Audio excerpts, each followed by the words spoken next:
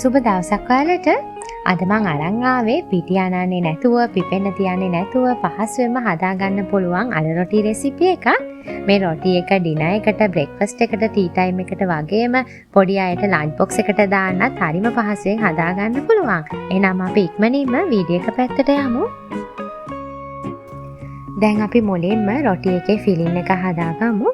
මම පෑන් එකට තෙල් මේස හැන්දක් එකතු කරලා තෙල් ටික රත් වුණාට පස්සේ රාම්ප කරපිංචා කපාගත්ත අමු මිරිස් ටිකක් ඒ වගේම සාමාන්‍ය ප්‍රමාණයේ කුරුදු පොත්තකුත් එකතු කරලා මේ ටික විනාඩි 2-3ක් මේ විදිහට ටෙම්පරාදු කරගන්නවා. රාම්ප කරපිංචා ටික ටෙම්පරාදු වන අතරම අපි කපාගත්ත බීලුණු ටිකත් එකතු කරලා බීලුණු ටිකත් මේ විදිහට හැමයා කරගන්න ගමන් විනාඩි 2-3ක් ටෙම්පරාදු කරගමු. මේ වෙලාවේදී ගින්දර සාමාන්‍ය මට්ටමට තියාගන්න. මම අද මේ ෆිලින් එක හදන්නේ අල වලින්. මම සාමාන්‍ය ප්‍රමාණයේ අල ගෙඩි 3ක් තාම්බලා පොඩි කරලා අරන් තියෙනවා. ගොඩක්ම පේස්ට් එකක් වගේ වෙන්න පොඩි කරගත්තේ නැහැ. කෑලි හිටින විදිහට තමයි පොඩි කරගෙන තියෙන්නේ. මම දැන් බීලුණු ටික ටෙම්පරාදු කරගත්තට පස්සේ තාම්බලා පොඩි කරගත්ත අල ටිකත් මේකට එකතු කරලා ඒ ටිකත් හොඳට කලවම් කරගන්න ගමන් විනාඩි කිහිපයක් ටෙම්පරාදු කරගන්නවා. ඔයාලට මේකට සැමන් ටිකක් එකතු කරගන්නත් පුළුවන්. එහෙම නැත්නම් මේ ෆිලින් එක සැමන් වලින් විතරක් වුණත් හදාගන්න පුළුවන්. තඹගත්ත බිත්තරයක් එකතු කරගන්න පුළුවන්. ඒ විදිහට ඔයාලගේ කැමැත්ත අනුව මේක වෙනස් කරලා හදාගන්න පුළුවන්. දැන් අපි මේ අල ටික ටෙම්පරාදු වෙගෙන එන අතරම රස අනුව ලුණු කුඩු, කහ කුඩු තේ හැඳි කාලක්, ගම්මිරිස් කුඩු තේ හැන්දක්, කෑලි මිරිස් තේ හැන්දක් එකතු කරලා මේ ටිකත් හොඳට කලවම් කරගමු.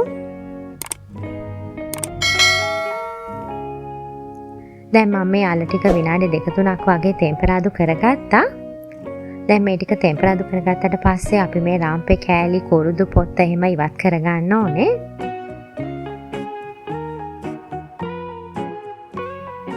මම දැන් අන්තිමටත් රස බලලා ලුණු මිරිස් අඩුපාඩු මොන හරි තියෙනවා නම් නැවත එකතු කරගන්න යන්නේ. මගේ අල තෙල් එකේ නම් කිසිම අඩුපාඩුවක් නැහැ. හරිම රසට තියෙනවා. මම දැන් ලිප ඔෆ් කරලා ෆිලින් එක පැත්තකින් තියාගන්නවා. දැන් අපි රොටි බැටර් එක හදාගමු. මම මෙතන පාන් පිටි ග්‍රෑම් 150ක් අරන් තියෙනවා. දැන් මේ පිටි එකටම රස අනුව ලුණු ටික එකතු කරගන්න ඕනේ. අපි ෆිලින් එකටත් ලුණු එකතු කරගෙන තියෙන හින්දා ලුණු ගැන සැලකිලිමත් වෙන්න. මේකටම ගසාගත්ත බිත්තරේකුත් එකතු කරලා මම වතුර මිලිලීටර 300ක් දාලා පිටි ටික හොඳට දිය කරගන්නවා. වතුර ඔක්කොම එකවර එකතු කරගන්න එපා. ටික ටික දදා බලන්න. මේ ප්‍රමාණයෙන්ම වතුර හරියටම යනවා කියලා කියන්න බෑ. ඔයගොල්ලන් ගන්න පිටි ප්‍රමාණය අනුව වතුර ප්‍රමාණය අඩු වැඩි වෙන්න පුළුවන්. උකුත් නැති, දියාරුත් නැති බැටර් එකක් තමයි අපිට හදාගන්න ඕනේ. හරියට පෑන් කේක් බැටර් එක වගේ. පිටි ටික මේ විදිහට හොඳට දිය කරගන්න. බ්ලෙන්ඩර් එකේ මික්ස් කරගත්තත් කමක් නැහැ. මේකට බිත්තර දාන එක අත්‍යවශ්‍යම නැහැ. රොටි එක හොඳට සොෆ්ට් වෙලා එනවා බිත්තරයක් දැම්මහම. වෙජිටේරියන් කෙනෙක් නම් බිත්තර නොදා වුණත් මේ රොටි එක හදාගන්න පුළුවන්. දැන් මම ඉතිරි වතුර ටිකත් මේකට දාලා එකත් හොඳට මික්ස් කරගන්නවා.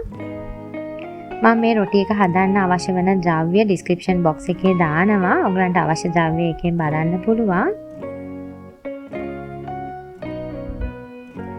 අපිට පිටි අනන්නේ නැතුව, පිපෙන්න තියන්නේ නැතුව හරිම පහසුවෙන් මේ රොටි එක හදාගන්න පුළුවන්. දැන් මම පිටි ටික හොඳට දිය කරගෙන බැටර් එක හදාගෙන තියෙන්නේ. මේ විදිහට ඔක්කොම හොඳට මික්ස් කරගත්තට පස්සේ අන්තිමටත් ලුණු රස බලලා අඩුපාඩු මොන හරි තියෙනවා නම් නැවත එකතු කරගන්න.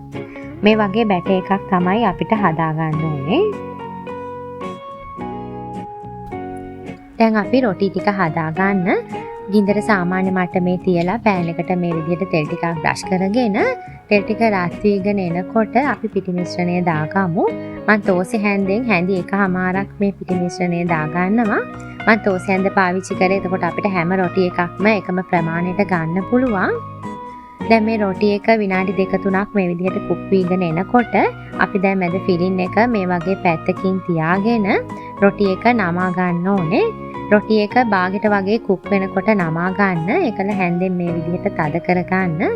එතකොට වටේට හොඳට අලව ගන්න පුළුවන්. ඒ වගේම මැද කැඩෙන්නෙත් නැහැ. දැන් රොටි එක නමා ගත්තට පස්සේ යටපැත්ත හොඳට පිච්චුණාට පස්සේ අපි අනිත් පැත්ත හරවලා අනිත් පැත්තත් හොඳට පුච්ච ගන්න ඕනේ. දෙපැත්ත මාරු කර කර අමු ගතිය යනකම් හොඳට පුච්ච ගත්තට පස්සේ අපිට රොටි එක බා ගන්න පුළුවන්. අපි තව රොටි එකක් බලමු. කලින් වගේම මේ විදිහට තෙල් ටික බ්‍රෂ් කරගෙන පිටි බැටර් එක දාගමු. මම මේ වගේම පිටි අනන්නේ නැතුව පහසුවෙන්ම හදාගන්න පුළුවන් බිත්තර රොටි, එළවලු රොටි වගේ රොටි රෙසිපීස් කීපයක්ම මිට කලින් කරලා තියෙනවා. ඒ වගේම තමයි පිටි අනන්නේ නැතුව හදාගන්න පුළුවන් කොත්තු රෙසිපීස් උත් කරලා තියෙනවා. මම උඩින් කාඩ්ස් දාන්නම්. ඔයගලන්ට ඒවා බලලා රසට වගේම හරිම පහසුවෙන් මේ රෙසිපීස් හදාගන්න පුළුවන්. දැන් මේ රොටි එකේ දෙපැත්ත මාරු කර කර හොඳට පුච්ච ගත්තට පස්සේ අපිට මේ රොටි එක බා ගන්න පුළුවන්.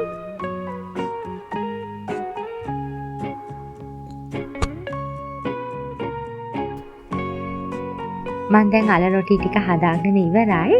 මම අද ගත්ත පිටි ප්‍රමාණයෙන් මේ වගේ රොටි 4ක් හදාගත්තා.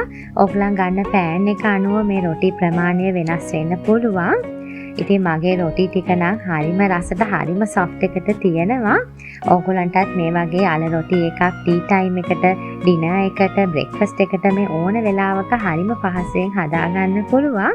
ඉතින් ඕගොල්ලොනුත් මේ වගේ අල රොටි එක රස බලලා මට ලයික් එකක්, කමෙන්ට් එකක් දාන්න. මගේ YouTube channel එක subscribe කරලා ළඟම තියෙන bell icon එක click කරන්නත් අමතක කරන්න එපා. මගේ තවත් අලුත් රෙසිපීස් දැනගන්න Star Kitchen එකේ Facebook page එක follow කරන්න. මම නැවතත් මේ වගේ රසවත් වීඩියෝ එකක් අරන් එනකන් ඔයාලා සතුටින් පරිස්සමෙන් ඉන්න. සුබ දවසක්.